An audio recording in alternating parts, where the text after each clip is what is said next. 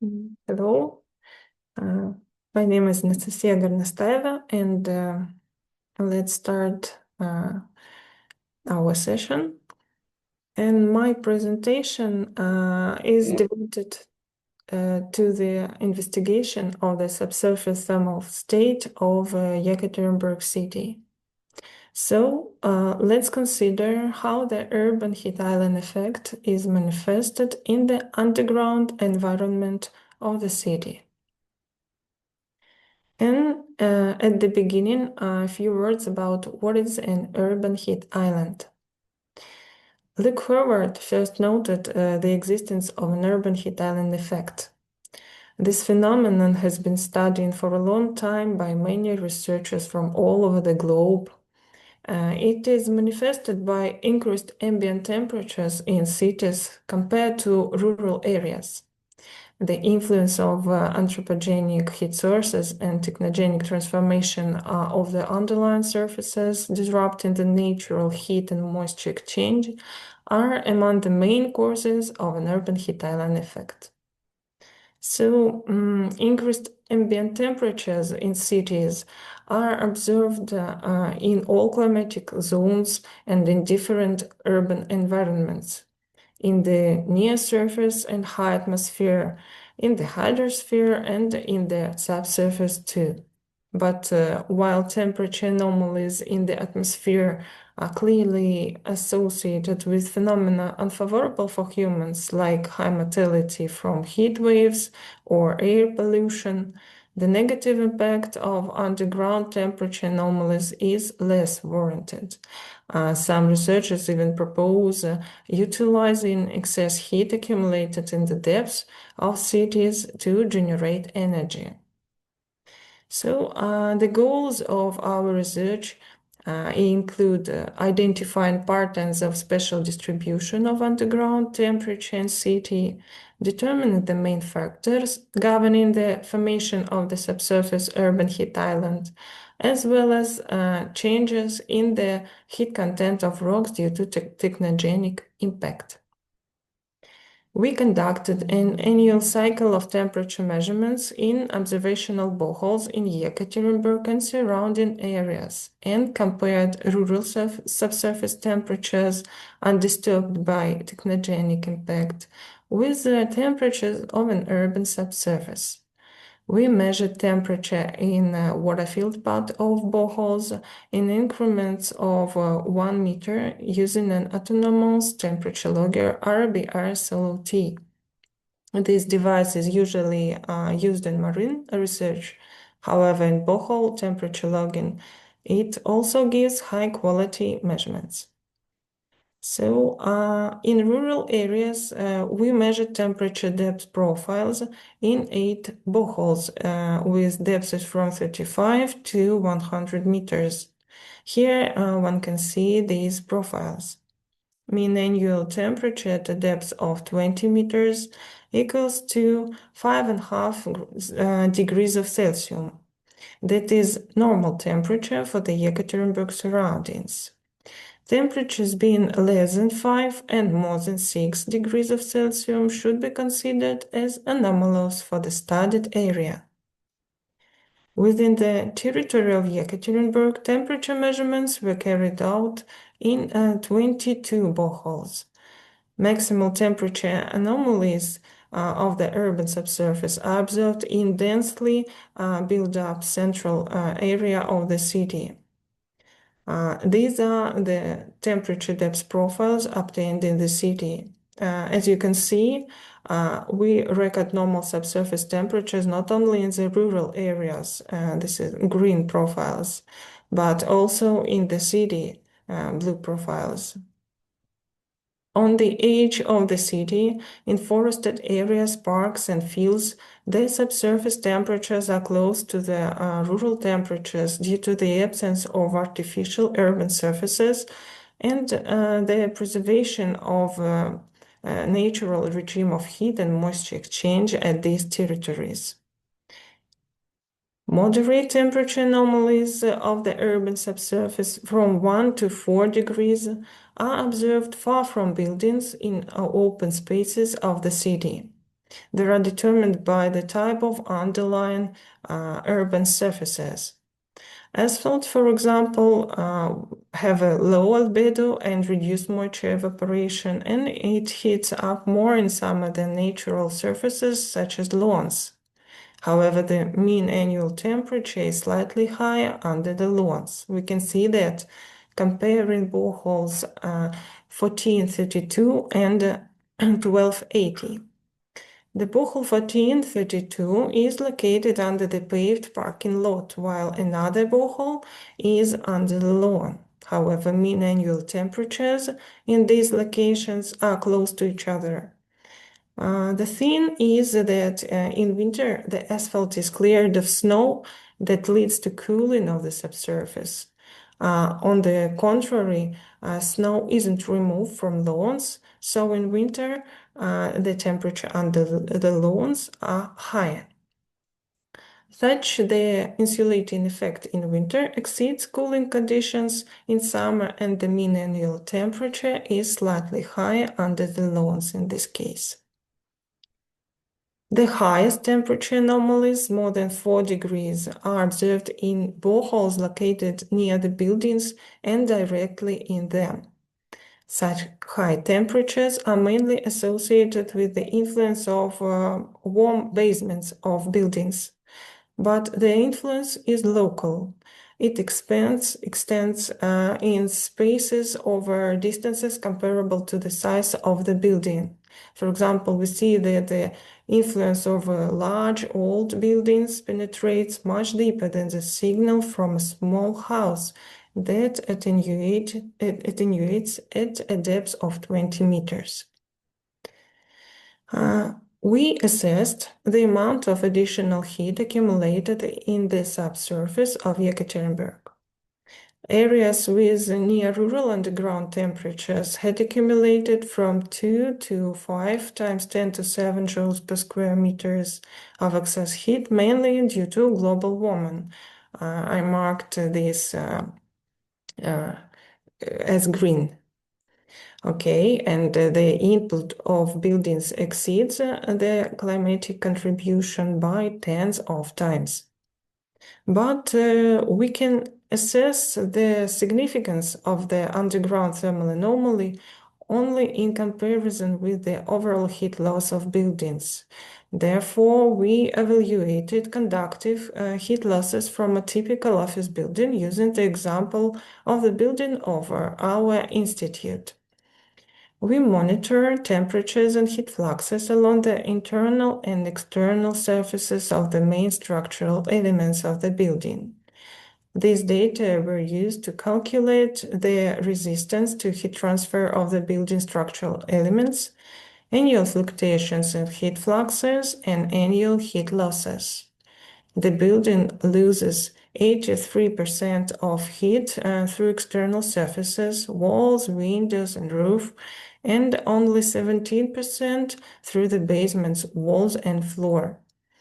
And only 2.5% of the total conductive heat loss of the building were accumulated in the subsurface. The total losses over 40 years of the building operation amounts to 133 terajoules and are determined by the low thermal insulation properties of the building structural materials. To describe the distribution, intensity, and evolution of the underground temperature anomaly, we carried out numerical simulations. According to the modeling, the heat fluxes from the basement's walls and floor have formed an underground temperature anomaly, which has now spread to 15 meters to the side of the building and to 40 meters to the depths. For experimental testing of the numerical simulation results, we drilled 5 shallow boreholes along the line from the building. Real temperature measurements don't confirm the results of numerical simulation to the full. The difference between the modeled and the observed subsurface temperatures rises by decreasing the distance from the building. The only reasonable explanation for the overestimated theoretical underground anomaly is influence of the hydrological regime, which we didn't take into account in the process of modeling. So the underground water flow spreads the heat released from the basement over a large area. And now let's summarize our conclusions. The results of our study allow identifying patterns of spatial distribution of subsurface temperature in the city and determining the main factors governing the formation of the subsurface urban heat island. The influence of buildings and urban climate are among the main causes of the increase in subsurface temperatures in the city.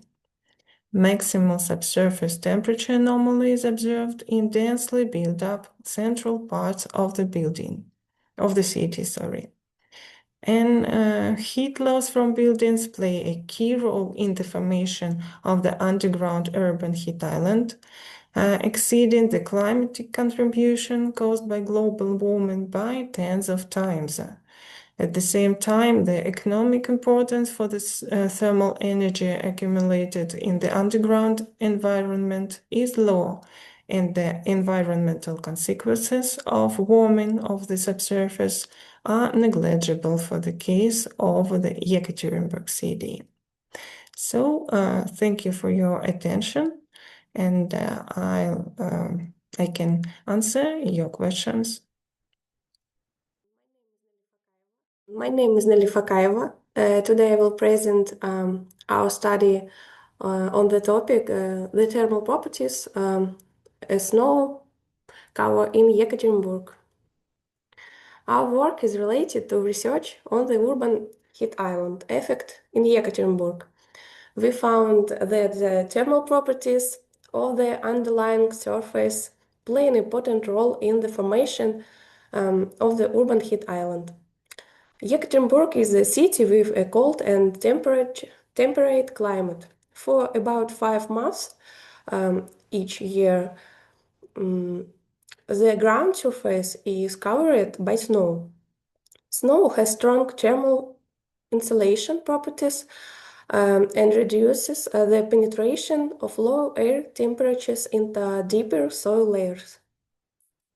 The depth of ground freezing depends on near-surface air temperature, snow thickness, and the thermophysical properties of snow. The study of the thermophysical properties of snow is important since snow is one of the main components of heat exchange between the atmosphere and the underlying surface and influences the formation of the urban climate. The effective thermal conductivity of snow mainly depends on its density. Several empirical relationships are shown on the slide. However, these parameterizations differ significantly from each other. This determination is related to several factors: snow microstructure, temperature conditions, and differences in measurement techniques. There is still no agreement about how snow structure affect thermal conductivity. Because heat transfer is snow's complex, there is no universal equation that links thermal conductivity to density. Therefore, regional empirical relationships remain important. Laboratory measurements were performed using a needle probe device for measuring thermal conductivity. Snow samples were measured in a freezer at temperatures between from 12 to 17 degrees below zero. Each sample was kept for 24 hours to establish the temperature field before measurements.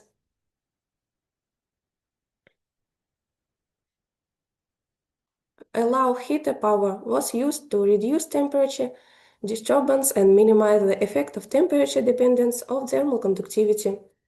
Snow density was calculated from measured mass and volume. we analyzed 25 pure samples. The parabolic approximation explains 93% of the variance of thermal conductivity. A linear model explains only 82%.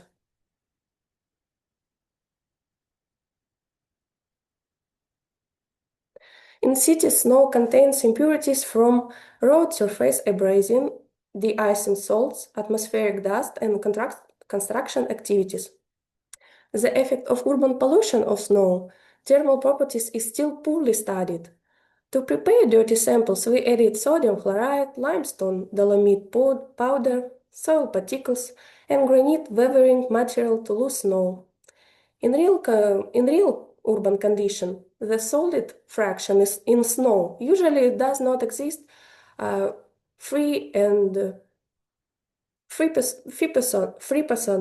in the most polluted areas. In our experiments, we intentionally increased the impurity content from 7 to 15% to make the contamination effect more visible. In most cases, impurities decreases thermal conductivity. However, since our laboratory samples had artificially high impurity concentration, real urban contamination is likely to change thermal conductivity only within the model uncertainty. To model heat transfer in a pure snow cover, properties such as thermal diffusivity and thermal effusivity are required. Since the heat capacity of snow is considered constant, these properties can be calculated. The obtained estimates of the thermophysical characteristics of snow enable the construction of temporal profiles of these characteristics. Using the vertical density profile, we calculated the distribution of thermal conductivity, thermal diffusivity, and thermal effusivity. Snow depth was measured using a snow scale, and density was measured using a gravimetric snow sample. The quantitative relationships between density and thermophysical properties of both natural and anthropogenically altered snow in Yekaterinburg, as well as their seasonal variations, can be used for modeling ground thermal regimes, including road pavements, developing regional climate models, and assessing the geothermal potential of urban subsurface environments. Thank you for your attention.